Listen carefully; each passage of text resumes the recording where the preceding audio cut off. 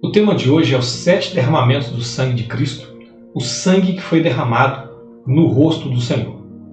Nós temos aqui uma cena que é realmente difícil da gente conseguir mensurar.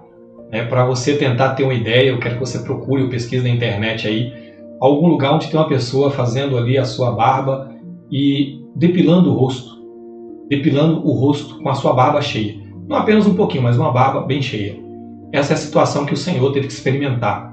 Quando os soldados ali, depois de colocarem a coroa de espinhos sobre a sua cabeça e baterem nele, eles esbofetearam o Senhor, bateram no seu rosto e arrancaram a barba do seu rosto, puxando com a mão. E ali derramou-se um sangue. E há um propósito para isso. Um propósito dessa dor que o Senhor passou para trazer sobre nós algo poderoso da parte de Deus.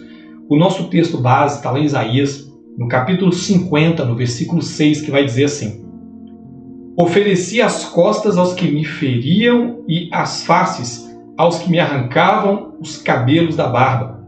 Não escondi o rosto aos que me afrontavam e me cuspiam. É uma cena realmente terrível. O Senhor ali, quando estava sendo espancado, começava a arrancar a barba do seu rosto, puxando com a mão. Imagine a dor insuportável que deve ter sentido o Senhor, e batiam e deram socos nele. Os socos que deram nele, o espancamento, foi tão terrível, tão forte, que desfigurou o rosto dele. Eu não sei se você já viu alguma luta, essas lutas que tem na internet, na televisão de MMA, quando a pessoa leva muito soco no rosto e ela sai da luta com o rosto totalmente deformado. O Senhor foi espancado, não foi só um soco, não foi só uma batida, mas ele foi muito espancado, de maneira que o seu rosto ficou desfigurado. E isso foi predito, profetizado pelo profeta Isaías, no capítulo 52, que vai mostrar essa cena tão triste, que nos traz vitória. Isaías 52, versículo 14. Como pasmaram muitos à vista dele, pois o seu aspecto estava muito desfigurado, mais do que de outro qualquer, a sua aparência mais do que a dos outros filhos dos homens. Assim causará admiração às nações, e os reis fecharão a sua boca por causa dele. Porque aquilo que não lhes foi anunciado verão, e aquilo que não ouviram entenderão. O texto está dizendo que o Senhor ele foi tão desfigurado, que as pessoas olhavam para ele e não via nem a figura de um homem. Não conseguia nem identificar se era realmente um homem que estava ali, de tamanha desfiguração que o seu rosto sofreu. Mas por que o rosto do Senhor precisou ser desfigurado?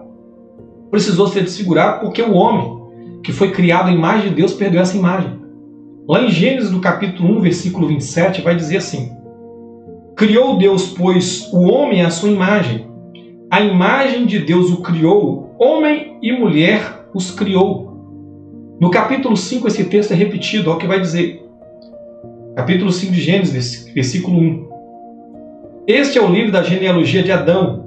No dia em que Deus criou o homem, a semelhança de Deus o fez.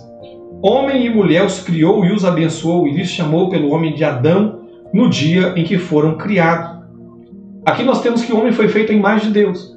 A imagem é a semelhança de Deus.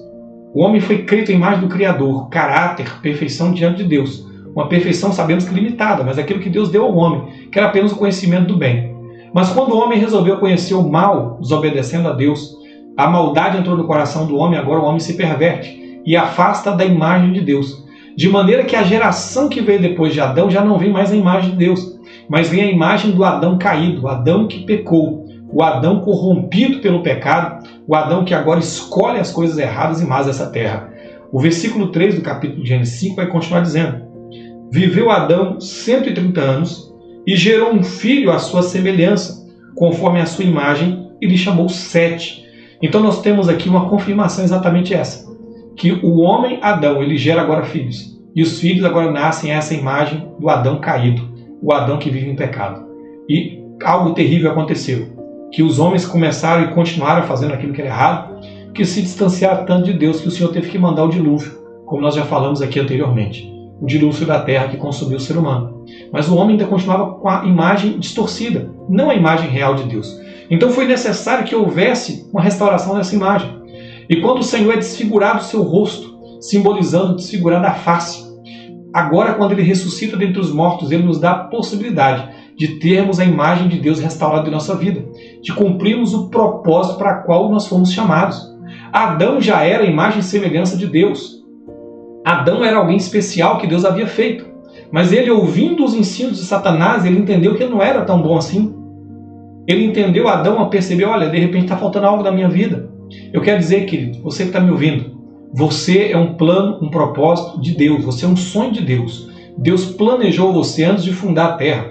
Antes de criar o universo, Deus te planejou. Ele tinha um propósito poderoso na sua vida, um propósito de bênção sobre a tua vida, de você ser a expressão dele aqui nessa terra, de você ser a imagem dele nessa terra. Um Deus bom, amoroso e perfeito escolheu você para você ter a imagem dele. Escolheu você para operar milagres e maravilhas através da sua vida. Olha o que Paulo vai dizer em Efésios, no capítulo 2, versículo 10. Pois somos feituras dele, ou criados por ele, criados em Cristo Jesus para boas obras, as quais Deus de antemão preparou para que andássemos nela. Deus nos preparou para que andássemos em obras boas, em coisas boas que ele preparou para cada um de nós. Deus nos fez a sua imagem para vivermos o propósito dele nessa terra.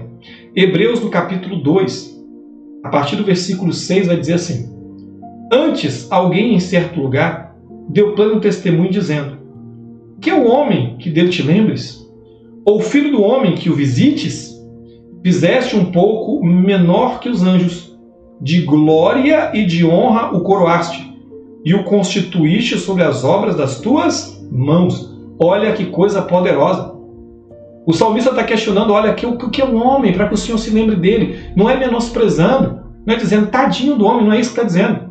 O texto está dizendo, olha, o que realmente é o homem. Porque Deus fez o homem um pouco menor do que os anjos, mas Deus coroou o homem de glória e de honra. O homem é uma criação de Deus que ele fez à sua imagem, à sua semelhança, e ele coroou de glória e de honra. E Deus deu ao homem domínio sobre as coisas que ele criou. Olha que coisa tremenda que Deus tem para a sua vida. Você foi criado para exercer governo e domínio. Deus tem uma obra grande para você cuidar, para você fazer. Ele te fez e te coroa de glória e honra. Olha o que a palavra vai dizer lá em 2 Coríntios, lá no capítulo 3, algo poderoso, que o sangue do Senhor Jesus ele vai fazer cair o véu, para que nós possamos enxergar e refletir a glória de Deus. Não é mais para a gente ter um véu na nossa cara, mas é para as pessoas, quando olhar para nós, olhar para o nosso rosto, olhar para a nossa face, eles veem a glória de Deus se manifesta, porque para isso o Senhor nos chamou. 2 Coríntios capítulo 3, versículo 14, vai dizer assim: mas os sentidos deles se embotaram, pois até o dia de hoje, quando fazem a leitura da antiga aliança, o mesmo véu permanece, não lhe sendo revelado que em Cristo é removido. Pois até hoje, quando é lido Moisés, o véu está posto sobre o coração deles. Quando, porém, algum deles se converte ao Senhor, o véu lhes é tirado. O texto que nós lemos em Isaías, lá no capítulo 52, vai falar algo poderoso. Que as pessoas, quando olhassem para o rosto segurado do Senhor Jesus, os reis iriam olhar para ele, naquele momento eles iriam compreender, eles iriam entender pelo sacrifício que o Senhor sofreu, a morte que ele sofreu naquela cruz, uma morte tão terrível, que era um plano e propósito de Deus, restaurar em nós a imagem de Deus, a imagem do Criador. Deus quer restaurar em tua vida essa imagem. E o sangue derramado do rosto do Senhor, pelas feridas do rosto dele, foi para restaurar em nós a imagem e a semelhança de Deus. Assim como trouxemos a imagem do terreno, devemos agora trazer a imagem do celestial. É que Paulo diz, primeira carta aos Coríntios, lá no capítulo 15. Então agora Jesus quer gerar em nós essa imagem, a imagem e a semelhança dele em nós. Receba de Deus na sua vida a imagem do Senhor. O sangue dele foi vertido no rosto para gerar em você a imagem dele, para você andar na presença dele. Amém? Eu quero orar por você, pela sua família. Pai, eu quero apresentar em tuas mãos meu irmão e minha irmã. Eu quero clamar em favor deles, Pai. Porque é propósito do Senhor gerar em nós, restaurar em nós, regenerar em nós a tua imagem, a semelhança do Senhor que foi caída, que foi perdida quando Adão pecou. Eu peço, Pai, em favor dessa casa, dessa família, restaura na vida deles a tua imagem, a tua semelhança, que eles possam imitar o caráter de Cristo, a vida de Cristo, o padrão de Cristo, que eles sejam restaurados à sua imagem, a imagem de filhos de Deus. Adão era chamado de filho de Deus e a humanidade que nasceu depois foi chamada de filho de Adão. Que nós sejamos restaurados à imagem de serem chamados filhos de Deus. E a tua palavra diz, através do teu servo João, no capítulo 1, versículo 12, que nós nos tornamos filhos de Deus quando nós recebemos e cremos em Jesus. Nós recebemos esse poder de voltar a ser filhos de Deus, restaurar em nós a imagem e a semelhança do Senhor. Então restaura nessa casa, restaura nessa família a imagem e a semelhança do Senhor. A tua imagem, a tua semelhança manifesta através de Cristo, derramado pelo sangue que foi vertido no rosto dele quando lhe arrancaram e desfiguraram o rosto. Que a imagem do Senhor seja restaurada no meu irmão, na minha irmã e na sua família que está me ouvindo nesse instante. Em nome de Jesus é que eu oro e agradeço. Amém. Amém, queridos.